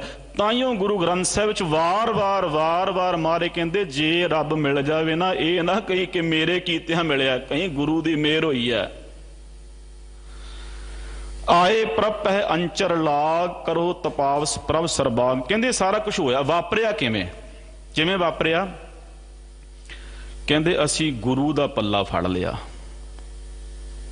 ਹਮ ਅੰਧਲੇ ਅੰਧ ਬਿਖੈ ਬਿਖਰਾਤੇ, ਕਿਉਂ ਚੱਲ ਹੈ ਗੁਰ ਚਾਲੀ। ਸਤਿਗੁਰ ਦਇਆ ਕਰੇ ਸੁਖ ਦਾਤਾ, ਹਮ ਲਾਵੇ ਆਪਨ ਪਾਲੀ। ਪੱਲਾ, ਇਹ ਪੱਲੇ ਦਾ ਕਿਉਂ ਇੱਥੇ ਜ਼ਿਕਰ ਕੀਤਾ? ਦੇਖੋ, ਜਿਸ ਵਿਅਕਤੀ ਕੋਲ ਅੱਖਾਂ ਨਾ ਹੋਣ, ਆਪਾਂ ਕੀ ਕਰਦੇ ਹਾਂ ਭਲਾ? ਜਾਂ ਤੇ ਉਹ ਸਾਡੇ ਮੋਢੇ ਤੇ ਹੱਥ ਰੱਖ ਲੈਂਦਾ, ਜਾਂ ਅਸੀਂ ਹੱਥ ਫੜਾ ਦਿੰਦੇ ਹਾਂ, ਜਾਂ ਅਸੀਂ ਕੋਈ ਕੱਪੜਾ ਫੜਾ ਦਈਏ, ਪੱਲਾ ਹੀ ਹੋ ਗਿਆ ਜੀ। ਪਰ ਮਹਾਰਾਜ ਕਹਿੰਦੇ ਵੀ ਅੱਖਾਂ ਨਹੀਂ, ਪਰ ਅੱਖਾਂ ਮੰਗੀਆਂ ਨਹੀਂ। ਬੜੀ ਕਮਾਲ ਦੀ ਗੱਲ ਹੈ। ਕਹਿੰਦੇ ਅੱਖਾਂ ਨਹੀਂ ਗਈਆਂ ਪਰ ਅੱਖਾਂ ਮੰਗੀਆਂ ਨਹੀਂ। ਕਹਿੰਦੇ ਮਹਾਰਾਜ ਅੱਖਾਂ ਨਹੀਂ ਪਰ ਉਹ ਨਹੀਂ ਚਾਹੀਦੀਆਂ, ਤੁਸੀਂ ਪੱਲਾ ਫੜਾ ਦਿਓ, ਕਿਉਂਕਿ ਜੇ ਮੇਰੇ ਕੋਲ ਅੱਖਾਂ ਹੋਣਗੀਆਂ ਨਾ ਤੇ ਮੈਂ ਆਪਣੀ ਮਰਜ਼ੀ ਨਾਲ ਕਿਸੇ ਹੋਰ ਨੂੰ ਵੀ ਦੇਖ ਸਕਦਾ। ਡੈਡੀਕੇਸ਼ਨ, ਸਮਰਪਣ ਕੀ ਹੈਗਾ ਜੀ? ਕਹਿੰਦੇ ਮਹਾਰਾਜ ਅੱਖਾਂ ਨਹੀਂ ਪਰ ਅੱਖਾਂ ਚਾਹੀਦੀਆਂ ਨਹੀਂ। ਤੂੰ ਆਪਣਾ ਸ਼ਰਨ ਰੂਪੀ ਪੱਲਾ ਫੜਾ ਦੇ, ਜਿਸ ਪਾਸੇ ਤੂੰ ਜਾਏਗਾ। ਆਪਾਂ ਸਾਰੇ ਬੇਨਤੀ ਕਰੀਏ, ਅਬ ਹਮ ਚੱਲੀ ਠਾकुर ਪੈ ਹਾਰ, ਜਬ ਹਮ ਸ਼ਰਨ ਪ੍ਰਭੂ ਕੀ ਆਈ, ਰਾਖ ਪ੍ਰਭੂ ਭਾਵੇਂ ਮਾਰ। ਲੋਕਨ ਕੀ ਚਤੁਰਾਈ ਉਪਮਾ ਤੇ ਬੈ ਸੰਤਰ ਜਾਰ, ਕੋਈ ਭਲਾ ਕਹੋ ਭਾਵੇਂ ਬੁਰਾ ਕਹੋ, ਹਮ ਤਨ ਦਿਓ ਹੈ ਢਾਰ। ਮੁੱਲ ਖਰੀਦੀ ਲਾਲਾ ਗੋਲਾ, ਮੇਰਾ ਨਾਮ ਸੁਭਾਗਾ। ਗੁਰ ਕੀ ਬਚਨੀ ਹਾਟ ਬਿਕਾਨਾ, ਜਿਤ ਲਾਇਆ ਤਿਤ ਲਾਗਾ। ਤੇਰੇ ਲਾਲੇ ਕਿਆ ਚਤੁਰਾਈ, ਸਾਹਿਬ का हुक्म ना करना जाई। गुलाम क्या, नौकर नहीं किया, क्योंकि नौकर हुंदा चंद पैसे लैके गिणती दे काम करदा, ਉਹ ਸਾਨੂੰ ਰਾਤ ਨੂੰ ਜਵਾਬ ਦੇ ਸਕਦਾ ਵੀ ਭਾਈ ਮੈਂ ਸਵੇਰੇ ਨਹੀਂ ਆਉਣਾ, ਆਪਣਾ ਇੰਤਜ਼ਾਮ ਕਰ ਲਓ। ਪਰ ਗੁਲਾਮ ਨਹੀਂ ਇਸ ਤਰ੍ਹਾਂ ਕਰਦਾ। कहो कबीर गुलाम घर का जी आए भावें मार। ताई मार ने सिख क्या, सिख बन जा। ये नहीं क्या कि हुण तू विद्वान बन गया, स्कॉलर बन गया, तू सिख ही है सारे, सिखदा ही रह, क्योंकि सिखण नूं बहुत कुछ हैगा। आए प्रप है अंचर ला, गुरु दा पल्ला फड़ के परमात्मा दी शरण आए ते करो तपावस प्रभ सरबाग। परमात्मा नूं बेनती कीती, हे सरब दे ग्याते प्रभु जी साडा न्याय करदे। हुण न्याय आपां कित्थे करदे हां जी? जदों दो धिरां लड़ पैण पंचायत विच जांदियां ने जां अदालत विच जांदियां जज सामने, इत्थे कौन है जस्टिस, न्यायकर्ता कौन है जी? न्याय केवल परमात्मा दे घर विच हुंदा है। कहंदे अरदास कीती ते रब ने पता की किया, प्रभ हस बोले किए न्याय। रब हसदा भी हैगा जी। आप कहने केवल फील किया जा सकता है, महसूस किया जा सकता है, पर भगत नामदेव कहते नहीं, रब गल्लां भी करदा। रब ने पूछया मैनू तू कौन रे, एवें ना कही जी रब देखिया नहीं जा सकता जी, केवल महसूस। कहते नहीं, रब केवल गल नहीं करता, हसदा भी है। दूध पियाए भगत कर गया, नामे हर का दर्शन पया। नामे देख नारायण हसै, बाणी कहती है नाम दे वल वेख के रब हसदा। केवल हसदा नहीं, वो सिक्ख्या भी देंदा है।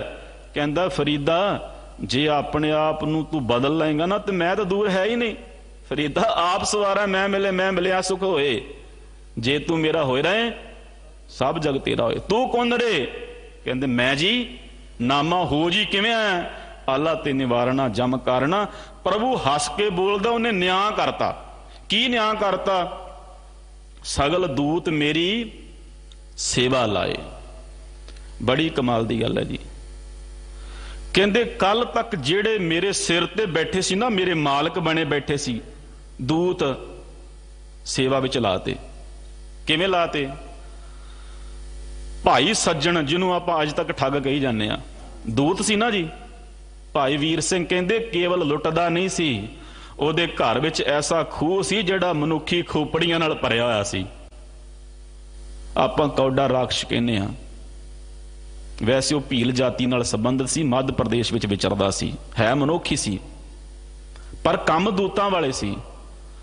ਤੇ ਭਾਈ ਸੱਜਣ ਨੂੰ ਤੇ ਕੌਡੇ ਰਾਖਸ਼ ਨੂੰ ਜਿਹੜੇ ਦੂਤ ਸੀ ਨਾ, ਗੁਰੂ ਨੇ ਸਿੱਖੀ ਦੇ ਪ੍ਰਚਾਰਕ ਥਾਪਤਾ।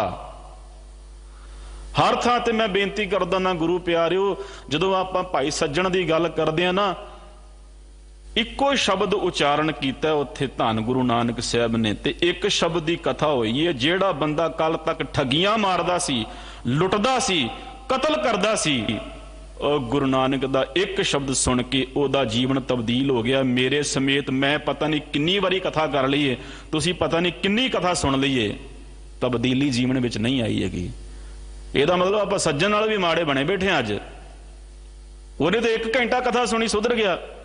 ਆਪਾਂ ਨੂੰ ਪਤਾ ਨਹੀਂ 40-50 ਸਾਲ, ਕਈਆਂ ਨੂੰ 60 ਸਾਲ ਵੀ ਹੋ ਗਏ। ਗੁਰੂ ਮਹਾਰਾਜ ਬਖਸ਼ਿਸ਼ ਕਰਨ। ਕਹਿੰਦੇ ਸਗਲ ਦੂਤ ਮੇਰੀ ਸੇਵਾ ਲਾਏ, ਕਾਮ ਕ੍ਰੋਧ ਲੋਭ ਮੋਹ ਅਹੰਕਾਰ ਨੂੰ ਸੇਵਾ ਵਿੱਚ ਲਾਤਾ। ਜਿਹੜੇ ਕੱਲ ਤੱਕ ਹੁਕਮਰਾਨ ਸੀ ਨਾ, ਡਿਕਟੇਟਰ ਬਣੇ ਬੈਠੇ ਸੀ, ਉਹ ਦਾਸ ਬਣ ਗਏ। ਤੂੰ ਠਾਕੁਰ, ਇਹ ਗ੍ਰਹਿ ਸਭ ਤੇਰਾ। ਮਾਲਕ ਨੇ ਕਹਿਤਾ ਗੁਰਸਿੱਖਾ, ਜੇ ਤੂੰ ਹੁਣ ਆ ਗਿਆ ਨਾ ਗੁਰੂ ਦੀ ਸਿਫਾਰਿਸ਼ ਨਾਲ ਮੇਰੇ ਕੋਲ, ਹੁਣ ਤੈਨੂੰ ਮਾਲਕ ਬਣਾਤਾ, ਹੁਣ ਤੂੰ ਨੌਕਰ ਨਹੀਂ ਹੈਗਾ। ਨੌਕਰ ਨੂੰ ਹੁਕਮ ਮੰਨਣਾ ਪੈਂਦਾ, ਮਾਲਕ ਹੁਕਮ ਮੰਨਦਾ ਨਹੀਂ, ਮਾਲਕ ਹੁਕਮ ਕਰਦਾ ਹੁੰਦਾ। ਇਹਨੂੰ ਸਮਝ ਲਈਏ। ਪਹਿਲਾਂ ਕ੍ਰੋਧ ਪ੍ਰਭਾਵ ਪਾਉਂਦਾ ਸੀ, ਹੁਣ ਕ੍ਰੋਧ ਵੀਰ ਰਸ ਬਣ ਗਿਆ। ਪਹਿਲਾਂ ਲੋਭ ਜਿਹੜਾ ਨਾ, ਉਹ ਸਿਰ ਚੜ ਕੇ ਬੋਲਦਾ ਸੀ, ਇਹ ਲੋਭਾ ਲੰਪੜ ਸੰਗ ਸਿਰ ਮੋਰੈਣ ਕਲਹਿਰੀ ਕਲੋਲ ਤੇ। ਹੁਣ ਲੋਭ ਵੀ ਜਿਹੜਾ ਨਾ, ਉਹ ਉਸ ਤਰੀਕੇ ਨਾਲ ਨਹੀਂ, ਮਤਲਬ ਔਗਣ ਉਹੀ ਨੇ, ਮਾਫ ਕਰਨਾ, ਦੂਤ ਉਹੀ ਨੇ, ਪਰ ਉਹਨਾਂ ਦੀ ਦਿਸ਼ਾ ਬਦਲਤੀ ਗੁਰੂ ਨੇ। ਪ੍ਰਭ ਹੱਸ ਬੋਲੇ ਕੀਏ ਨਿਆਏ, ਸਗਲ ਦੂਤ ਮੇਰੀ ਸੇਵਾ ਲਾਏ। ਤੂੰ ਠਾਕੁਰ ਇਹ ਗ੍ਰਹਿ ਸਭ ਤੇਰਾ, ਕਹੋ ਨਾਨਕ ਗੁਰ ਕੀਆ ਨਵੇਰਾ। ਬਖਸ਼ਿਸ਼ ਕਰਤੀ, ਮਾਲਕ ਬਣਾਤਾ ਜੀ ਘਰ ਦਾ। ਘਰ ਕੀ ਇਹ ਸਰੀਰ, ਸਰੀਰ ਦੇ ਵਿੱਚ ਕਾਮ ਕ੍ਰੋਧ ਲੋਭ ਮੋਹ। ਬੇਨਤੀ ਕਰਾਂ, ਇਹ ਨਾ ਆਪਾਂ ਜਦੋਂ ਸਰੀਰ ਦੀ ਚੀਰ ਫੜ ਕਰਾਂਗੇ, ਇਹ ਮੌਜੂਦ ਨਹੀਂ ਸਰੀਰ ਵਿੱਚ, ਹਰ ਵੇਲੇ ਨਹੀਂ ਹੁੰਦੇ ਹੈਗੇ ਨਾ। ਜਦੋਂ ਮਨ ਸੁਪਨਾ ਧਾਰਨ ਕਰ ਲੈਂਦਾ, ਕੋਈ ਮਨ ਵਿੱਚ ਵਿਚਾਰ ਪੈਦਾ ਹੁੰਦਾ ਹੈ, ਉਹੀ ਸ਼ਕਤੀ ਕਾਮ ਬਣ ਜਾਂਦੀ ਹੈ, ਉਹੀ ਸ਼ਕਤੀ ਮਨ ਦੀ ਸ਼ਕਤੀ ਕ੍ਰੋਧ ਬਣ ਜਾਂਦੀ ਹੈ, ਮਨ ਦੀ ਸ਼ਕਤੀ ਲੋਭ ਬਣ ਜਾਂਦੀ ਹੈ, ਤੇ ਮਨ ਦੀ ਸ਼ਕਤੀ ਮੋਹ ਤੇ ਅਹੰਕਾਰ ਬਣ ਜਾਂਦੀ। ਵੈਸੇ ਇਹ ਬਾਡੀ ਵਿੱਚ ਮੌਜੂਦ ਨਹੀਂ, ਸ਼ਕਤੀ ਮਨ ਦੀ ਹੈ। ਜਦੋਂ ਮਨ ਵਿੱਚ ਕੋਈ ਫੁਰਨਾ ਆਉਂਦਾ, ਉਹ ਫੁਰਨੇ ਦੇ ਨਾਲ ਹੀ ਸ਼ਕਤੀ ਆਪਣਾ ਰੂਪ ਬਦਲਦੀ ਰਹਿੰਦੀ ਹੈ। ਸਮੇਂ ਦੀ ਸਮਾਪਤੀ ਹੈ ਜੀ। ਗੁਰੂ ਨੇ ਕਿਰਪਾ ਕੀਤੀ, ਕਹੋ ਨਾਨਕ ਗੁਰ ਕੀਆ ਨਬੇਰਾ। ਫੈਸਲਾ ਕਰਤਾ ਮਹਾਰਾਜ ਨੇ। ਆਓ ਕੋਸ਼ਿਸ਼ ਕਰੀਏ, ਜਿਹੜੀ ਆਪਾਂ ਵਿਚਾਰ ਇੱਥੇ ਨਿਰੰਤਰ ਸਰਵਣ ਕਰਦੇ ਹਾਂ,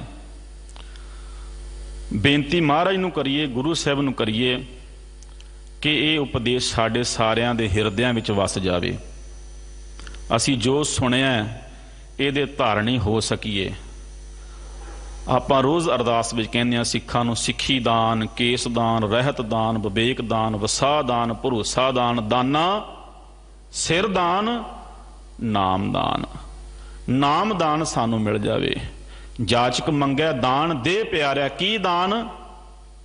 ਜਾਚਕ ਨਾਮ ਜਾਚੈ ਜਾਚੈ ਕੇਵਲ ਨਾਮ। ਵਿਣ ਤੁਧ ਹੋਰ ਜੇ ਮੰਗਣਾ, ਸਿਰ ਦੁੱਖਾਂ ਕੈ ਦੁੱਖ, ਦੇਹ ਨਾਮ ਸੰਤੋਖੀਆ, ਉਤਰੈ ਮਨ ਕੀ ਭੁੱਖ। ਗੁਣ ਗਾਵਾਂ ਦਿਨ ਰਾਤ, ਨਾਨਕ ਚਾਉ ਇਹੋ। ਇਹ ਸਾਡੀ ਝੋਲੀ ਵਿੱਚ ਪੈ ਜਾਵੇ। ਬਹੁਤ ਬਹੁਤ ਧੰਨਵਾਦ ਆਪ ਪਿਆਰੀਆਂ ਸੰਗਤਾਂ ਦਾ। ਸਤਿਗੁਰੂ ਗੁਰੂ ਗ੍ਰੰਥ ਸਾਹਿਬ ਸੱਚੇ ਪਾਤਸ਼ਾਹ ਮਹਾਰਾਜ, ਉਹਨਾਂ ਦਾ ਕੋਟਾਨ ਕੋਟ ਧੰਨਵਾਦ, ਜਿਨ੍ਹਾਂ ਨੇ ਆਪ ਵਿੱਚ ਵਸ ਕੇ ਇਸ ਸਾਰੀ ਵਿਚਾਰ ਨੂੰ ਮੁਕੰਮਲ ਕੀਤਾ। ਦਿੱਲੀ ਸਿੱਖ ਗੁਰਦੁਆਰਾ ਪ੍ਰਬੰਧਕ ਕਮੇਟੀ ਪ੍ਰਬੰਧਕ ਸੱਜਣਾਂ ਦਾ ਬਹੁਤ ਬਹੁਤ ਧੰਨਵਾਦ। ਸਿੰਘ ਸਾਹਿਬ ਮਾਨਯੋਗ ਗਿਆਨੀ ਰਣਜੀਤ ਸਿੰਘ ਜੀ, ਉਹਨਾਂ ਦਾ ਸ਼ੁਕਰ। ਔਰ ਖਾਸ ਤੌਰ ਤੇ ਸ਼੍ਰੀ ਅਕਾਲ ਤਖਤ ਸਾਹਿਬ ਦੇ ਸਾਬਕਾ ਜਥੇਦਾਰ ਗਿਆਨੀ ਜਸਬੀਰ ਸਿੰਘ ਜੀ ਖਾਲਸਾ, ਜਿਨ੍ਹਾਂ ਦੇ ਨਾਲ ਰਹਿ ਕੇ ਦਾਸ ਸਮਾਜਿਕ ਤੇ ਧਾਰਮਿਕ ਕੰਮਾਂ ਦੇ ਵਿੱਚ ਹਿੱਸਾ ਲੈ ਕੇ ਸੇਵਾ ਕਰਨ ਦੀ ਕੋਸ਼ਿਸ਼ ਕਰ ਰਹੇ ਹਾਂ। ਆਪ ਸਾਰਿਆਂ ਨੇ ਅਸੀਸ ਦੇਣੀ ਜੀ। 2 ਦਿਨ ਆਪ ਜੀ ਦੇ ਸਾਹਮਣੇ ਗੁਰਮਤਿ ਵਿਚਾਰਾਂ ਦੀ ਸਾਂਝ ਪਾਈ ਹੈ। ਆਪ ਜੀ ਦਾ ਬੱਚਾ ਹਾਂ। ਬਹੁਤ ਸਾਰੀਆਂ ਭੁੱਲਾਂ, ਮੈਂ ਇਹ ਨਹੀਂ ਕਹਿੰਦਾ ਜੀ ਭੁੱਲਾਂ ਹੋ ਜਾਂਦੀਆਂ ਨੇ, ਨਹੀਂ, ਭੁੱਲਾਂ ਹੋ ਗਈਆਂ ਨੇ। ਜਿੱਥੇ ਹੋਈ ਆ ਉਹਦੇ ਬਾਰੇ ਮੈਨੂੰ ਪਾਇਆ। ਮਹਾਰਾਜ ਕਿਰਪਾ ਕਰਨ, ਸੱਚੇ ਪਾਤਸ਼ਾਹ ਮੇਰੀਆਂ ਭੁੱਲਾਂ ਨਾ ਚਿਤਾਰਨ। ਆਪ ਸੰਗਤ ਨੇ ਅਸੀਸ ਬਖਸ਼ਿਸ਼ ਕਰਨੀ ਜੀ। ਲੇਖਾ ਕਤਹਿ ਨਾ ਛੂਟੀਐ, ਖਿਨ ਖਿਨ ਭੂਲਣ ਹਾਰ, ਬਖਸ਼ਣ ਹਾਰ ਬਖਸ਼ ਲੈ, ਨਾਨਕ ਪਾਰ ਉਤਾਰ। ਵਾਹਿਗੁਰੂ ਜੀ ਕਾ ਖਾਲਸਾ, ਵਾਹਿਗੁਰੂ ਜੀ ਕੀ